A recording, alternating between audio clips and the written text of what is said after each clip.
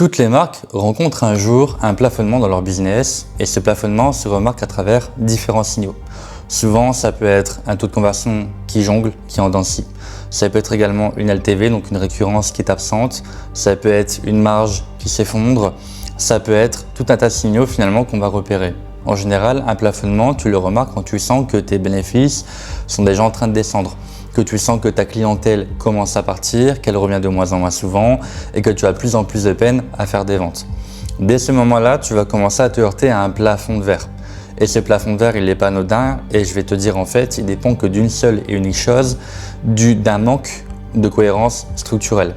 Je vais y venir. Là où la plupart des marques vont en fait se dédouaner et inconsciemment vouloir accuser Meta, accuser le contexte géopolitique actuel ou encore les tensions qu'il peut y avoir dans le monde, que ce soit même un problème de méta, de budget, de trésorerie ou que sais-je, en fait, en finalité, le réel problème se trouve dans ton business, mais pas à l'extérieur. Et du coup, pour aller plus loin dans ce sujet, je voudrais t'expliquer un concept qui est simple. C'est que ta marque, elle va dégager un signal sur le marché. Un signal, c'est-à-dire en fait un message que tu vas diffuser au monde entier et un message que tes clients vont porter également.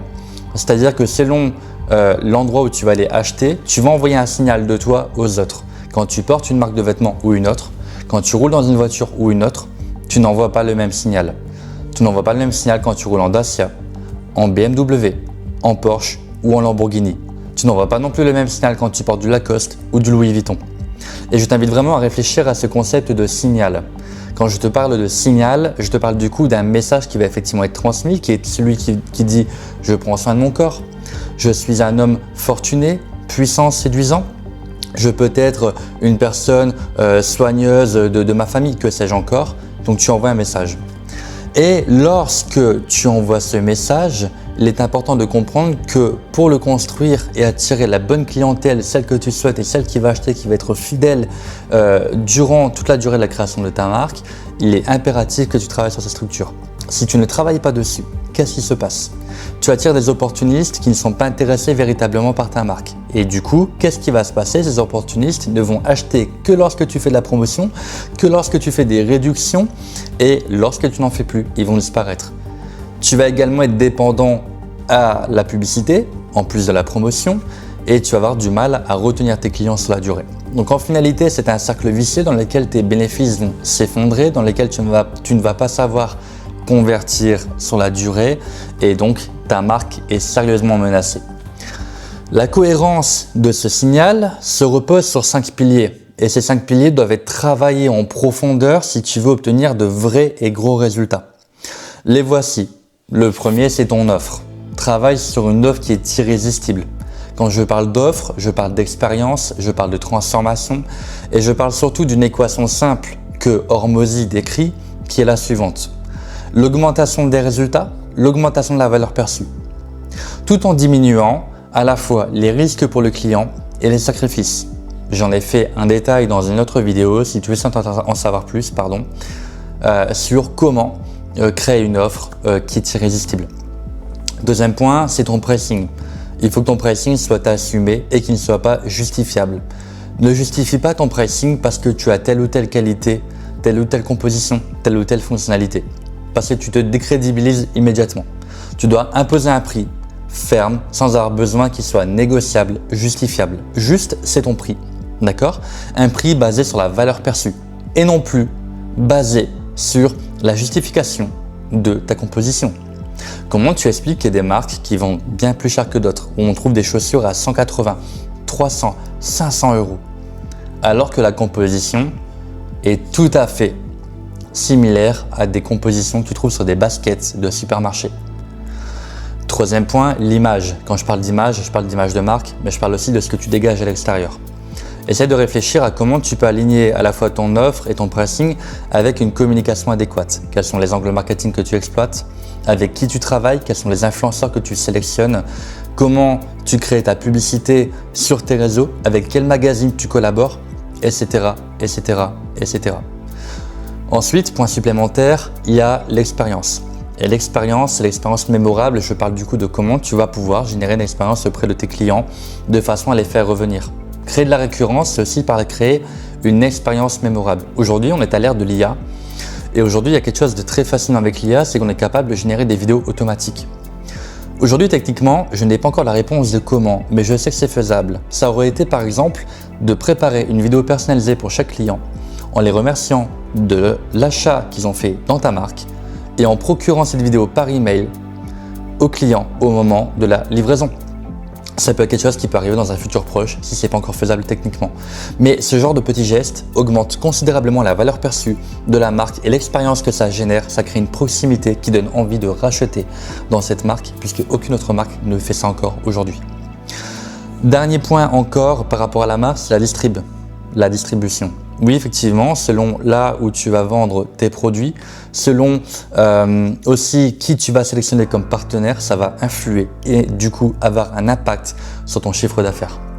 Là, ce que je veux que tu comprennes précisément, c'est que si tu te statues comme un symbole de richesse au niveau de ta marque, tu ne peux pas te permettre de travailler avec des distributeurs qui sont bas de gamme. De la même façon que si tu es dans un concept, disons, au contraire, plus accessible, plus proche du public, tu ne peux pas non plus collaborer avec des entreprises très haut de gamme. Ce n'est pas cohérent. Il faut que tu puisses respecter ta ligne tout le long de A à Z sans diluer ton pouvoir.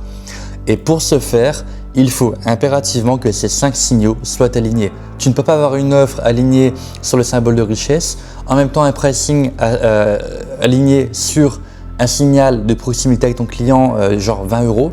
Tu ne peux pas non plus avoir une distribution en travaillant à la fois avec des entreprises de luxe et des entreprises plus accessibles. Tu ne peux pas, ce n'est pas possible. D'accord? Donc si tu veux augmenter ton prix, augmenter tes marges, ne plus être dépendant de la promotion, attirer de vrais clients qualifiés qui ne sont pas juste des clients opportunistes et que tu as envie de faire grossir ton entreprise sans plafond de verre et que tu puisses ne plus avoir aucune limite à ta croissance de ta marque et ton entreprise, réfléchis comment aligner les signaux de ces 5 piliers, d'accord, qui sont fondamentaux. D'ailleurs, j'ai envie de te dire, quand je parle d'opportunistes, il y a quelque chose de très intéressant, c'est que ces gens-là, t'en veux pas. Les opportunistes sont des clients les plus chiants, les plus exigeants, qui vont être intantinés, vraiment casse-pieds sur la qualité de ton produit, de ta livraison, sa durée, etc., qui vont te harceler de questions. Là où tes vrais clients seront prêts à investir massivement, c'est-à-dire mettre beaucoup plus d'argent et du coup à payer plus cher et à réinvestir plus tard, c'est-à-dire de revenir et de créer de la LTV, ça va du coup créer un coût par acquisition qui diminue, la récurrence d'achat, donc la LTV qui augmente et les coûts par acquisition qui diminuent. Et ça, forcément, ça augmente tes marges, tes bénéfices et du coup ta croissance par derrière. Et en éliminant ce côté opportuniste, en attirant tes vrais clients, c'est là où ta marque va commencer à vivre et permettre justement de tenir dans la durée. C'est que comme ça que tu ne pourras réussir. Les marques qui plafonnent sont les marques qui se diluent dans ces 5 signaux. L'offre, le pricing, l'expérience, l'image, la distrib. Et il faut impérativement que tu maîtrises ces 5 aspects, d'accord? Que tout soit aligné, impérativement. On m'a toujours dit d'ailleurs, et je vais clôturer dessus, un mentor m'a dit un jour, si tu veux retenir quelqu'un chez toi, il faut que tu lui offres une meilleure chambre. Cette phrase, elle veut tout dire. Si tu veux retenir tes clients, il faut que tu puisses leur offrir une meilleure opportunité, une meilleure expérience que ce que tu peux retrouver chez d'autres concurrents. Donc réfléchis sérieusement à comment tu peux avoir une offre irrésistible, unique sur le marché.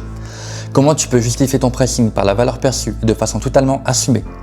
Comment tu vas avoir une image qui est alignée au niveau des angles marketing et de ton branding avec tes valeurs et ton offre. Comment tu peux choisir tes bons partenaires, tes bons distributeurs de façon à ce que ce soit aligné avec l'ensemble de ton business. Et enfin, quelle expérience tu peux créer au niveau de tes clients de façon à ce que ce soit mémorable.